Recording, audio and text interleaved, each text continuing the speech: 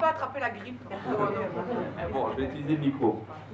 Bien, bonjour à toutes et à tous. Moi, je suis, comme Pernel, heureux d'être là, venu ce matin depuis Strasbourg pour encourager, soutenir Astrid et Audrey qui va l'accompagner dans cette campagne. Je voudrais me joindre aux salutations exprimées par Renaud, saluer peut-être le maire de Plaine pour son accueil républicain. C'est des choses qui se font ici, qui se font peut-être moins dans d'autres endroits. Et là aussi, on a des choses à apprendre, peut-être aussi, de ce qui se fait dans la vallée. Saluer Gérard Douvier, Jean-Louis Renaudin, maire de Ruz, maire de Bar-en-Bar, évidemment Pernel Richardot, conseillère régionale qui vient de prendre la parole. Vous toutes et vous tous, en vos qualités respectives, qui êtes là ce matin, ou pour témoigner d'ores et déjà votre soutien à Astrid, et je vous en remercie, ou parce que vous êtes venus voir qui était Astrid, rencontrer cette candidate qui va porter les couleurs du changement dans cette 6e circonscription du Bas-Rhin. Alors, le Bas-Rhin, l'Alsace, c'est pas forcément la terre la plus propice aux idées, Gérard le rappelait, que porte le Parti Socialiste et que porte, avec le Parti Socialiste, un certain nombre de gens. Ceci étant, il n'y a, je crois, aucune fatalité sur aucun territoire, et il y a, j'en suis aujourd'hui convaincu, une situation qui aujourd'hui dépasse les clivages politiques. Nous sortons d'un quinquennat qui aura été marqué pas simplement par des politiques régressives, antisociales, qui ont privilégié les plus favorisés et fait payer l'addition aux plus défavorisés. Nous sortons aussi d'un quinquennat qui a abîmé notre pays, qui a abîmé la France, qui a abîmé ses habitants.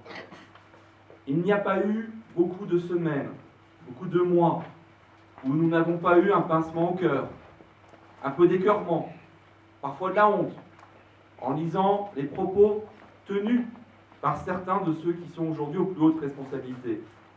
Il n'y a pas eu beaucoup de mois, beaucoup de semaines, sans qu'il y ait de stigmatisation de l'autre, de celui qui est différent, de celui qui est venu d'ailleurs, du Rome, du sans-papier, de l'étranger, de l'homosexuel.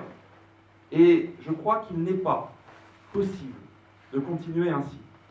Il n'est pas possible de continuer à accepter que les trois valeurs qui sont celles de la République, la liberté, l'égalité, la fraternité, qui sont inscrites au fronton de toutes les mairies de ce pays, il n'est pas possible d'accepter qu'elles continuent comme ça à être bafouées. Il n'est pas non plus possible de continuer à accepter que ce soit ceux qui ont accompagné à toutes les étapes, depuis des décennies, toutes les évolutions de cette économie financière et spéculative, de cet ultralibéralisme, qui viennent aujourd'hui nous expliquer qu'il faut changer, qu'il faut mener des politiques d'austérité.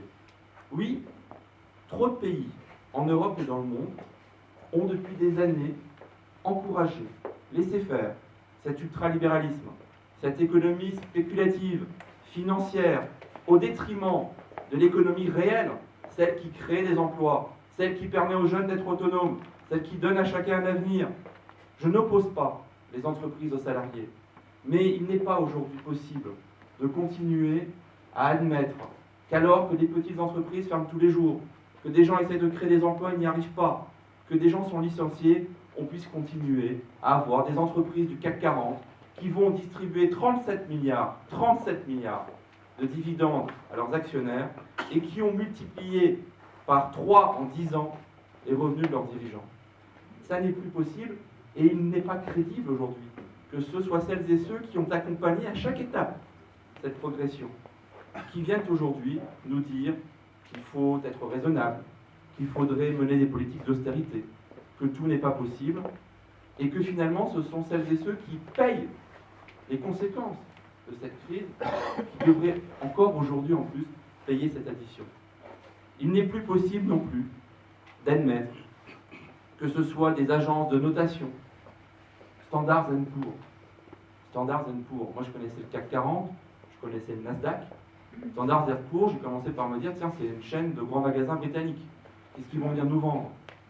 Standard Airport. Des gens dont on ne sait pas d'où ils sont sortis, qui les a désignés, qui les a élus, qui viennent aujourd'hui imposer au peuple et à leurs dirigeants démocratiquement élus un certain nombre de décisions. Ça non plus, ça n'est pas possible. Nous ne pouvons pas non plus accepter ce qui est aujourd'hui une véritable régression démocratique.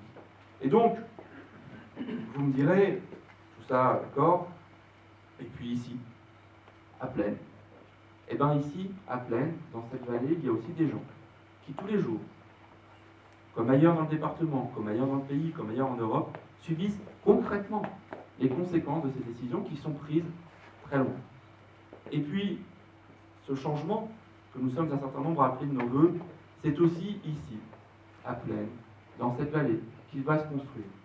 Parce que ce changement, ce ne sera pas quelque chose tombé d'en haut, ce sera l'addition de toutes ces volontés individuelles, collectives, qui vont se regrouper, qui vont s'organiser, qui vont se mettre en marche pour que le 6 mai prochain, eh bien, le changement voit le jour. Ce changement, il a aujourd'hui un visage, nous l'avons choisi, c'est celui de François Hollande. Ce changement, il a aujourd'hui des porte-paroles. Ce sont nos candidats et nos candidates aux élections législatives. Et ici, c'est un tandem féminin. Alors, l'élu strasbourgeois que je suis ose utiliser le terme tandem quand il n'est pas à Strasbourg. Hein. Strasbourg, voilà. Mais comme je suis un peu loin, c'est un tandem féminin. Vous allez pédaler ensemble, pas toute seule, parce que vous allez pouvoir compter sur un certain nombre d'amis, de soutien. Jean-Louis, Gérard, Renaud, François, je vois Bruno, venu d'Aubernay, j'en profite pour le saluer, Rémi, Maxime, tous les militants, tous vos amis qui sont aujourd'hui ce matin, vous allez pouvoir compter sur eux, et nous comptons sur vous, parce que nous avons besoin que partout, ce message du changement soit relayé, soit porté, même là où a priori on se dit qu'il ne sera peut-être pas forcément très bien reçu, très bien entendu. Je crois qu'aujourd'hui, ce message, il répond à l'aspiration d'une majorité de nos concitoyens. Et puisque nous sommes encore en janvier, et donc on peut encore faire des vœux, eh bien, moi je voudrais, Astrid, te souhaiter, ainsi qu'à tous ceux et toutes celles qui vont t'accompagner dans cette campagne, pleine réussite. C'est grâce à vous que ce changement pourra voir le jour, et donc je voudrais te souhaiter une très bonne année 2012, que tes projets, et évidemment un en particulier, soient réalisés, et puis je voudrais vous souhaiter, à vous toutes et à vous tous, également, une très bonne année 2012, que les joies l'emportent sur les peines, et puis que votre santé et celle de vos proches vous permettent de profiter pleinement de cette année, pleinement de la vie, et surtout de changer ce qui maintenant doit être changé. Merci.